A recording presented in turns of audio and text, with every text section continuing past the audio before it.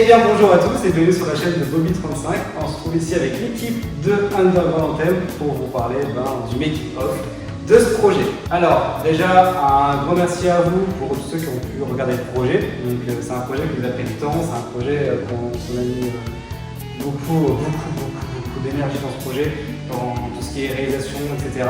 On voit qu'il y a une énorme différence avec les anciens projets de Bobine et ça se ressent. Et en tout cas merci. On va peut-être commencer déjà par vous présenter l'équipe. Déjà, vous me connaissez déjà, donc Bianchi Johan, donc le chef producteur de chez Bobby35.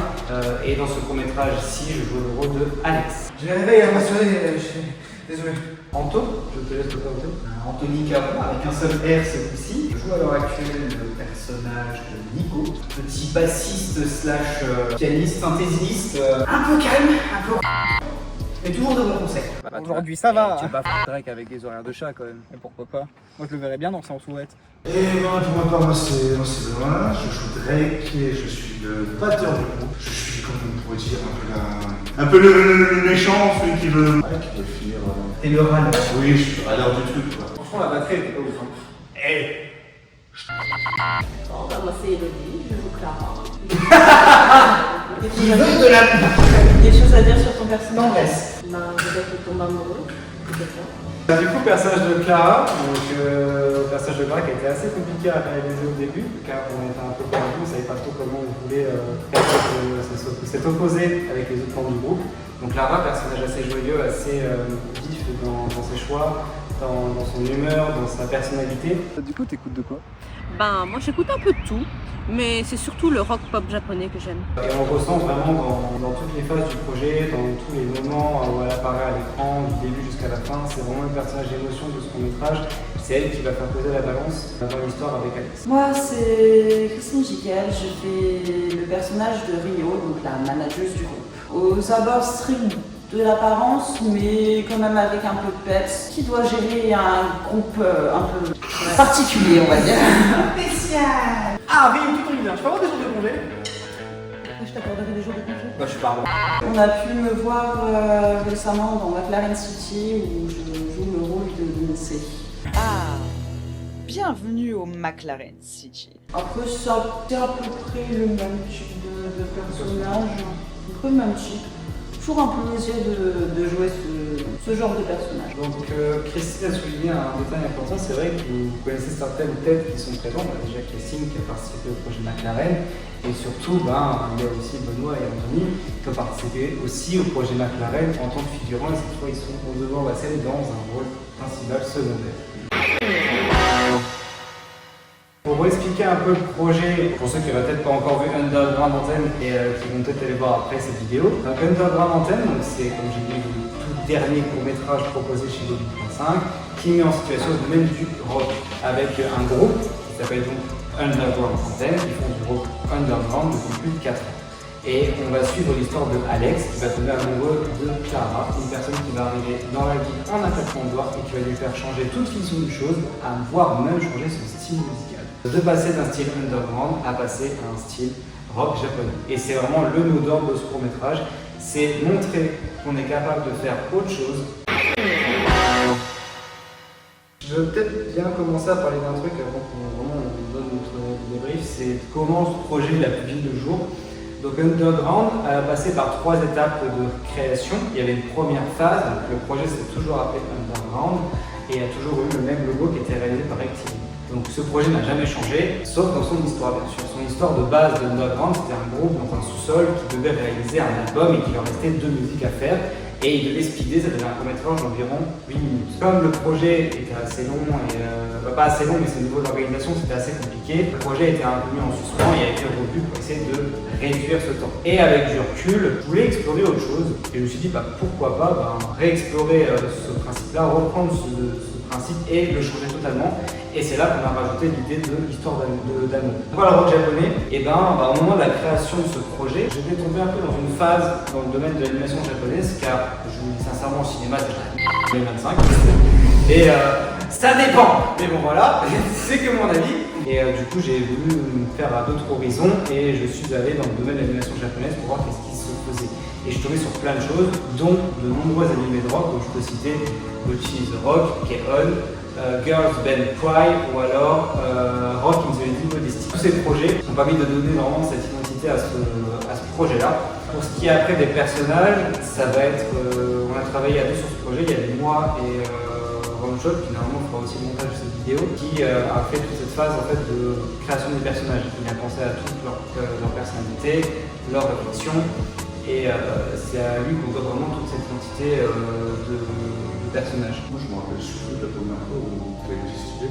Il était 22h et tu m'appelles chez moi. Tu fais t'as connoté? Ouais, dis-moi. Ok, t'as muscote? Ouais. Ok, super. Ok, on va faire un truc comme ça. On sait pas comment.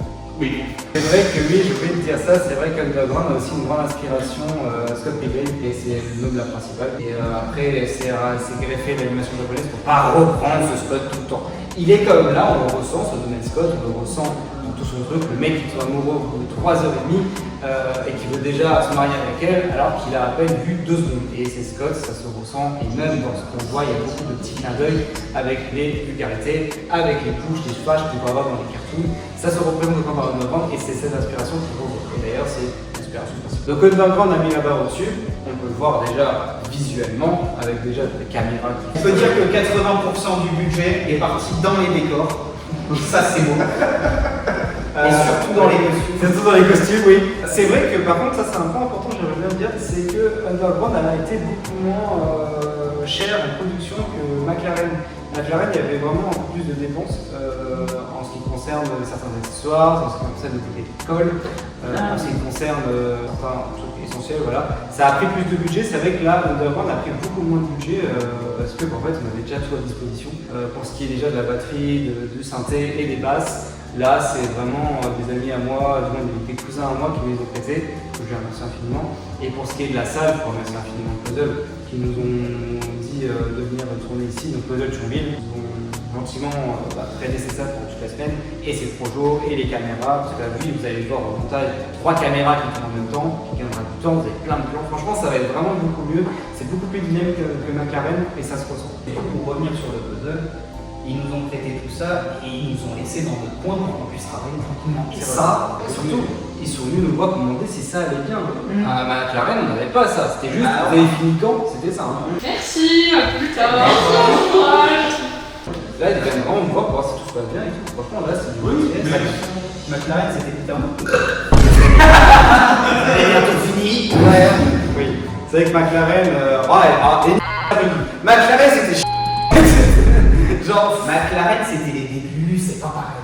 non, mais surtout, les gens avec qui on bossait, il n'y avait pas de sérieux. Et c'est vrai que là, j'avais dit que j'allais dire l'avant-première, je me dis là, je me fous. Quand on fait du cinéma, ou quand on fait de la vidéo, etc., prenez les gens au sérieux, c'est un métier, c'est quelque chose d'important qu'on fait. Donc, ne faites pas les zouaves quand vous passez devant une caméra, ou respectez les gens qui sont derrière. Il faut s'imposer. C'est du travail. C'est du travail, mais surtout respecter les gens qui sont derrière. Disons que pour McLaren, on était aussi dans notre coin, on va dire. Le problème, c'est que on venait tout le temps nous embêter. Il y avait un environnement extérieur qui ne nous permettait pas d'être optimal, autant par des télés que par des personnes qui parlent, alors qu'on essayait bien gentiment, en toute bienveillance, de demander un peu plus de calme, un peu moins fort et tout ça, sauf qu'on ne l'accordait pas réellement. C'était presque une bonne chose que le micro ait pété. Oui, c'est vrai. Et tandis que là, avec le puzzle, c'est totalement différent. L'équipe, elle est vraiment super. Par leur gentillesse, on peut faire déjà une petite anecdote. On a eu un petit souci de base. On a dû demander quelque chose pour réparer.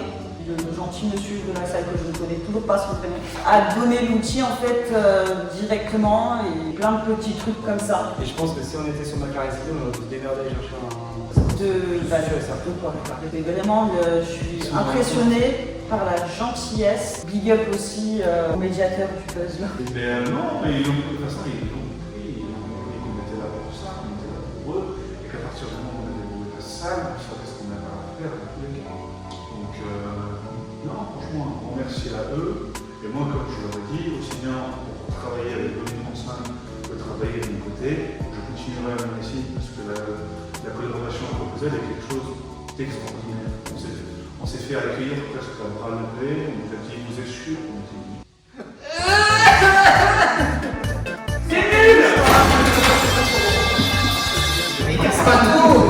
C'est une salle quand même importante, c'est quand même une salle dans un domaine municipal, etc. C'est quand même la médiathèque d'une grande ville. Et montrer quand même qu'il y a quand même avec cette importance, il y a cette gentillesse qui est derrière, c'est vraiment bien et ça se ressent en fait dans tous les trucs. Et oui, si à chaque fois qu'on fait un projet, on a besoin d'un truc, et surtout on demande à eux. L'inspiration japonaise, donc j'ai dit pourquoi. Et après j'ai dit pourquoi important, pourquoi avoir choisi ces rêves-là. C'est vrai que j'aurais pu prendre n'importe quoi, il y a beaucoup trop de rêves de rock. Mais il y a quand même des choses qui sont importantes et qui transmettent un message important. Et ça, je vais en parler, parce qu'il y a des phrases que je voulais dire dans le court-métrage que malheureusement, je n'ai pas pu le dire. Le pouvoir de l'amitié. Donc ouais, il y a plein de rêves un peu par-ci par-là, pour ce qui est des OST, pour ce qui est de la musique. Comme je l'ai dit, donc il y a certaines affiches qui sont derrière, qui présentent ces rêves-là. Déjà, on a Keon. Keon, il faut vraiment que j'en parle. Keon, c'est la rêve de rock à avoir. Pour ceux qui est... Non, si. Pour ceux qui est fan de... Pour tous les fans de Bocchi the Rock, parce que je sais que quand vous dites rock anime, tout le monde dit Bocchi the Rock. Il faut penser que Keon, c'est le début de tout. C'est ça qui a fait que c'est devenu populaire le rock japonais dans l'animation japonaise. C'est grâce à eux. Parce que eux ont commencé avec un truc qui était un peu bancal et ça a commencé à faire une émotion, tout le monde pleurait, etc. sur les épisodes. Et ça a formé en fait, cette union de groupe qui a commencé vraiment par quelqu'un qui ne savait rien jouer et qui a dû apprendre sur le tas, comme ce qu'on a là. Et complètement comme nous. Malgré que des fois, ils jouent certaines. En fait, ils jouent pas beaucoup de musique, ils jouent peut-être que 5 ou 6 dans tout l'anime confondu, et donc deux saisons et un film. On a quand même cette émotion et après donc on a la suite de Bocchi qui est un peu plus récent et qui est vraiment beaucoup plus développé que Keon, où là pareil ça explore beaucoup de phases de timidité, de persévérance et de détermination. Bocchi, je trouvais que c'était vraiment cette identité qui était sympa et surtout ce réel qu'on n'a pas dans des animations où c'est un peu quand on a des instruments, oui on joue, voilà. Là c'est les mêmes notes au poil près. C'est moins animé, c'est moins rapide. Mais du coup, on ressent ce réel et c'est ce qui est beau avec cet animé là. Après, du coup, on a aussi Girls Bang Cry qui lui aussi est un animé de rock mais qui est fait 100% en 3D, donc qui explore un nouvel univers et qui elle explore aussi donc, le harcèlement, la détermination et la timidité. Et pareil, ça explore toutes les phases, en fait, des phases tristes, des phases d'engueulade, des phases de réflexion sur est-ce que le rock est vraiment un métier, est-ce que le rock est vraiment, est-ce que je peux en faire ça toute ma vie ou est-ce qu'il faut vraiment que je travaille à côté. Et ça montre qu'en fait, voilà, la musique c'est comme le cinéma, c'est comme, etc. C'est certes un monde à part, mais c'est un monde important qu'il faut penser tout ce qui se passe derrière. Et là, en fait, on voit toutes ces étapes qui se passent derrière. Et après, pour que ça réussisse, donc là, c'est Bandmade, donc là, c'est un groupe de musique japonais qui a fait du coup l'opening d'une série d'animation qui est sortie cette année qui s'appelle Rock is the Modesty, qui là montre vraiment le fait qu'en gros, même si on est une dame de la modestie, on est capable de faire de la musique et c'est pas parce qu'on se casse à des clichés qu'on est capable de faire ce qu'on veut. Ça, je trouvais ça cool, ce message de dire c'est pas parce que je dois faire ça toute ma vie que je peux pas avoir des hobbies à côté. Et Dieu sait que j'avais des reproches quand j'ai commencé à faire ça, quand j'ai commencé à faire de la vidéo, qu'on m'a dit oui, bah, c'est un plaisir et tout. Non, moi j'ai vraiment envie, j'aimerais faire ça de ma vie. Donc montrer cette détermination, c'est cool. Et dans ce projet-là, c'est cool parce que montrer qu'on part de zéro, que vas-y, on ne connaît rien à la musique, on est là, mais on fait pour le kiff, on fait pour s'amuser, on fait pour transmettre une émotion particulière. Et même si ça se verra à l'écran, je le sais déjà qu'on ne sait pas jouer et ça se voit. Et d'ailleurs, la preuve du personnage joue Alex, je joue de la guitare sur une basse et je l'assume totalement ça. Il n'y a rien qui va, mais c'est tout le but de ce projet, c'est vraiment juste du pur kiff et montrer que même si on a ces barrières-là, même si on a ces problèmes de pas instrument, de pas savoir jouer, de pas machin, on arrive quand même à faire un projet bien et l'histoire reste quand même super belle, j'en suis sûr. Et elle va plaire à de nombreuses personnes comme tous ces projets-là, en tout cas de nombreuses personnes. Ne soyez pas là à dire non, je peux pas faire, j'ai pas les moyens, je fais nul. Non, levez-vous, faites le truc, faites-le. Moi, sans ça, je n'aurais jamais fait des choses avec Joël, je n'aurais jamais dit. Ça aussi, j'aime bien dire quand je fais souvent des trucs comme ça où j'explique, j'ai même pas le budget qui a été utilisé à un prix pour que les gens se disent combien ça coûte. McLaren, on est à 150 €, un petit peu plus, mais on est à ce prix-là. Là, on ne dépasse pas les 50 €, je suis sûr et certain, c'est tout. Et montrer que vraiment, avec très peu de budget, on peut faire quelque chose de. La dernière chose que je dis, après, je trouve ça C'est en ce qui concerne donc, la partie com. Donc la partie com, elle a vachement évolué par rapport à McLaren. C'est vrai que McLaren, on avait un peu de la com qui était un peu par-ci par-là, c'était un peu différent. On n'avait pas vraiment un truc bien centré. On avait un peu tout. Là, cette fois, on a enfin une com qui est la même sur ce style underground, ce style un peu craqué, ce style un peu déjanté, déstructuré. Je vous remercie pour Rectini pour ça. Et là, on se ressent toujours sur le logo et on va ressentir dans toutes les affiches, etc. Donc dans les fausses affiches des concerts, on les ressent partout. Ce qui est aussi du logo, pourquoi Underground Anthem? Underground Anthem, on peut le traduire par l'hymne souterrain. Je l'ai gardé comme ça parce que de base, c'est censé être le premier nom du premier projet. On peut jouer dans un sous-sol. Et du coup, je trouve que c'est sympa, l'hymne souterrain du sous-sol. Mais comme du coup le projet a changé, le nom passait quand même toujours bien, donc on n'a pas bougé. Je peux enfin vous laisser la parole. Voilà, si vous pouvez vous ressentir. Déjà, malgré tout, sur le projet, merci à Chris. Il a eu l'occasion de gérer pas mal de bordel en même temps. Je remercie Chris pour notre caméraman, notre co-créatrice du projet. Ça serait bien. T'as fait le même travail que Lara. T'as fait un énorme travail durant toute la semaine de tournage. Alors déjà sur McLaren, petite mise en situation, on n'a pas de caméraman attitré. On a fait un peu perchiste, on a fait caméraman, chacun donnait des conseils sur comment peut-on jouer cette scène, comment améliorer la scène, le costume, ou même montrer un peu plus les émotions, enfin tout ça sur plein de choses. Le projet ne ressemble pas du tout à ce qu'il était censé être à la base. Vous savez qu'on est passé notre script à 5 pages à 47 Ouais. en une semaine. C'est ce qui fait un peu le travail d'équipe, le point de vue de chacun, même si parfois ça peut être dur parce qu'on n'est pas tous d'accord sur l'idée d'un ou l'autre, ça c'est très important, mais on va tous travailler sur le projet. J'aimerais bien faire une aparté du coup sur une actrice qui est là pour. Et c'est vrai que toutes les personnes qui sont là, du coup c'est des gens qu'on a déjà vu dans McLaren. Elodie nous a rejoint là pour nous a rejoint.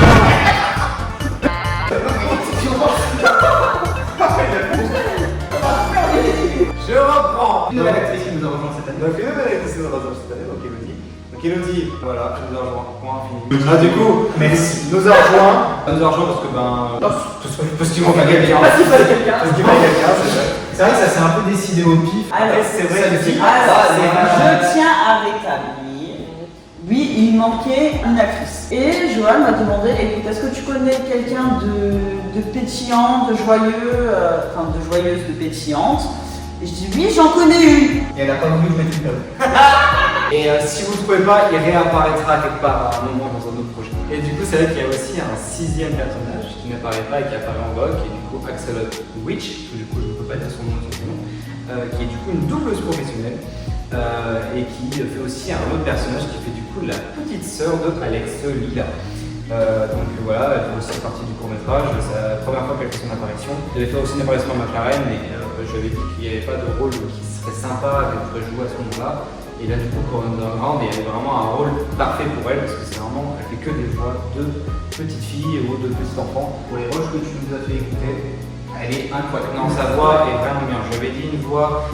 Pour faire, pour dire genre, ça faisait quelle référence dans Keon, la personnage principale qui est une sœur, c'est son portrait craché dans Underground. C'est la même chose. La grande sœur qui est petite et qui est la chef de maison alors que le grand frère est beaucoup plus mature. C'est même si dans le projet s'expliquait, je veux quand même m'excuser auprès de tous les guitaristes. On n'avait pas de guitare, j'en trouvais pas, il n'y en avait pas, j'arrivais pas à en changer. De base, je joue une Gibson, j'ai vu que le prix c'était 1000 € pour une Gibson, j'ai fait ok, non. Donc à peu près 3000% du budget qu'on avait mis en place, c'est non. Donc c'était pas possible. Et quand j'ai joué avec mon cousin m'avait dit qu'il avait. Du coup, j'ai été voir mon cousin m'avait dit qu'il avait 2 guitares et quand je suis arrivé, c'était 2 basses. Comme c'est un univers à la Scott Pilgrim, on pouvait se permettre de se faire des petites folies illogiques. Du coup, l'excuse c'est que Alex a fait un court-circuit sur son ampli et sur sa basse, ce qui a fait que le court-circuit a fait disjoncter les cordes et a provoqué ce son de guitare. Pourquoi après Alex n'a toujours pas de médiateur? Déjà 2 raisons. En fait, les cordes sont un médiateur sur une basse. Troisième raison, pour ce qui est de la pédale, je sais que j'utilise très mal la pédale. La pédale, normalement, censée pour faire des boucles. Et là, j'ai utilisé un peu à la limpe. On garde toujours cet esprit-là du fait que déjà, Alex essaie un peu de bidouiller comme il peut sur cette basse qui joue un son de guitare. La pédale permettrait un peu d'accentuer ces auteurs qui n'avaient pas de base. Tu t'assois et tu fermes ta gueule. Oui, le chronophone, je disais. Donc, putain, mais pourquoi t'as pas été comme ça pendant tout le court-métrage? Parce que là, je me lâche. C'est pas l'effet voulu, c'est juste qu'on n'avait pas le budget. Et à certains moments, Alex dit clairement qu'il a eu un problème avec sa basse, que quand il regarde une vidéo sur YouTube, il voit que la personne joue aussi sur une basse, il fait la réflexion. Donc ça montre que vraiment cette vanne revient et c'est juste vraiment pour s'excuser en fait aux spectateurs cette vanne-là. Autre chose aussi que je voudrais parler, c'est par rapport à la question du cadrage, besoin de caméra. Là, en gros, on filme avec un iPhone 16 Pro, et je sais qu'il y a un film qui va sortir, je crois d'ailleurs il est déjà sorti, qui s'appelle 28 ans plus tard, et qui a été filmé 100% avec des iPhone Pro Max. Avec 34 iPhones. 34 iPhones en même temps. Et du coup, c'est cool pour montrer qu'en fait, on n'est pas obligé de dépenser 3000 € dans une caméra et de pas qu'on est là à passer. Dépenser plus de 3 000 € dans un téléphone. Peut-être mieux de ne pas dépenser 30 millions d'euros dans une caméra et de ne pas savoir comment ça marche parce qu'il faut des objectifs et tout machin, ça dépend du projet, que pour ce projet-là, prendre un iPhone où là on n'a rien à toucher, juste play et c'est fini. On n'avait rien à faire, ça fait tout seul. Donc, Les prochains projets seront faits avec l'iPhone dans tous les cas. oui, tous les projets seront faits avec l'iPhone après à partir de ça. Même parce que du son, bon là je sais pas comment ça va rendre, mais de ce que j'entends, c'est pas mal. On est déjà sur quelque chose de mieux, c'est déjà mieux qu'un micro qui marque pas, qu'une histoire de doublage sur un truc qu'on ne sait pas. Mais en tout cas, de ce que j'ai déjà vu, les scènes du début où Alex se réveille en retard, c'est pas mal. Moi, je tenais à dire, mine de rien, le tournage a été assez compliqué entre la fatigue, la chaleur, parce que même si ça a l'air d'être une grande salle avec une grande hauteur sur le plafond, il faisait ultra chaud certains jours et tout le monde peut être en tension. Ça peut être très compliqué, mais il faut regarder jusqu'au bout. Et bien aussi, et avec McLaren, j'ai pas pris conscience de ça et maintenant j'ai pris conscience, investissez des fois dans des lumières, parce que ça donne vraiment une atmosphère de ouf. Là, on a juste 2 spots, putain, ça change. On a une ambiance qui claque avec 3 couleurs différentes sur 3 points différents qui donnent vraiment cette émotion différente. Et je trouve que c'est tellement mieux que juste la lumière artificielle. Ça coûte pas très cher, vous l'avez des fois chez Action même. Donc vous n'avez peut-être pas les mêmes gelées et tout. Après, même avec un peu de bricolage, Ouais, même avec des bricoles. une lampe torche et un tissu par-dessus, pas trop longtemps sinon ça crame, ça peut faire le taf. Donc déjà, du coup, je remercie Romeshot pour l'aide au scénario, pour le personnage. Ensuite, je remercie infiniment Rectiligne pour toute la partie communication, pour ce qui est ce magnifique logo et pour tout ce qui est les affiches com. On a aussi Framboise Hélène qui réalise, elle, l'affiche de ce projet. Il y en a peut-être même plusieurs, parce que de ce que j'ai vu, de ce que je lui ai envoyé hier, elle m'a dit qu'elle en fera plusieurs. On aura plein d'affiches sympas. Je remercie aussi donc Fleur de Lotus et Cara Art pour les illustrations qu'on voit un peu par-ci par-là. Il y a un petit sticker ici, il y en a quelques-uns un peu par-ci par-là. J'ai demandé à faire des stickers chibi d'anime de rock. Et comme j'avais pas envie de reprendre des prévisuels, j'ai envie que c'est eux qui le fassent. Merci beaucoup à eux d'avoir pris de leur temps et de leur créativité pour réaliser ces petits visuels par-ci par-là. Salut Cara! Cœur sur vous! Donc lui, du coup, je remercie Axolot, Witch pour sa voix, pour celle de Lila, alias Lily dans le court-métrage. Allez, dépêche-toi, on passe à table dans 5 minutes. Donc merci beaucoup Anthony pour le rôle de Miko. Je joue extrêmement bien. Franchement, j'ai trouvé que franchement, c'était bien. C'était naturel, c'était ce que je voulais par rapport au personnage. C'était bien. Il a réussi à prendre le train en marche avec le fait que tu vas prendre la jouer du synthé et de la basse. Et de ce que j'ai vu des vols, c'est vraiment pas mal. Ok, certes, on ne sait pas jouer de la musique, mais ça reste quand même quelque chose de pas mal. Comme tu n'avais pas encore fait de projet, etc. et tout, c'est cool que pour le projet-là, pour le premier projet, je trouve que c'est pas mal. En plus, Je suis un peu plus habitué à l'absio. c'est vrai que là, c'est plutôt mal. Mais bon, pour une fois, ça va. Remuer dans McLaren. Donc ensuite, merci à Elodie, du coup, on t'a proposé un peu le rôle comme ça à 20 minutes. Je sais, tu n'es pas ce rôle, que tu n'es pas à la sélection. Je sais que tout Je ça, par trouve contre, qu'il y a eu une erreur de casting. oui, c'est quelque chose que, faut qu'ils se comme. Si vous voulez pas l'histoire d'amour, attendez-vous à qu'il y ait du malaise. Ça, c'est normal, c'est normal. Ne t'inquiète pas, il n'y a pas de dingue. Non, voilà, il n'y a rien. Mais c'est vrai que quand on joue des scènes comme ça, souvent, il peut avoir malaise sur les regards, etc. On se dit, mais qu'est-ce que je prends là? C'est qui ce mongol? Voilà, c'est normal. C'est normal. Souvent, je sais qu'il y avait une personne avec qui j'avais déjà parlé de faire un rôle comme ça, aussi pareil. Elle me dit direct, même pas en rêve. Déjà, je m'excuse pour ce rôle. Et merci déjà du coup d'être là et de nous avoir aidé à faire tout. Du coup aussi, merci à Chris. Donc Chris, qui a fait du coup le rôle de Rio. C'est vrai que je t'ai retenu un rôle qui était le même que celui de lycée. Dans le futur projet, peut-être que je te donnerai un rôle différent. Peut-être que tu t'éclates un peu plus ou alors tu testes des choses. Non mais tu sais, pour un peu plus changer. Elle aime être classe. C'est vrai que ça fait 2 rôles juste, parce que c'est vraiment un personnage de classe. Si je joue un rôle comme ça, je dis tout le temps allez, on va faire une chanson, tu vas pas de la cover sur ton c'est vrai. Donc oui, c'est vrai que déjà avec McLaren, chanter et tout, c'est compliqué. Tu dois chanter aussi. Ouais, à mon avis, ouais. Prochain projet où tu participes, c'est clair, il cale une musique. Il sait pas encore pourquoi, mais elle sera présente. Bon, on peut faire la fin du coup. Donc, merci à vous d'avoir regardé cette vidéo, j'espère qu'elle vous a plu. Donc n'hésitez pas à vous abonner à Bobine35 et à ne pas rater les prochains projets, Instagram, TikTok. N'hésitez pas à aller voir tout ça. Merci à vous tous d'avoir participé à ce projet, ça a été un pur kiff. Et on se dit donc à la prochaine, c'était Bobine35, à vous les studios.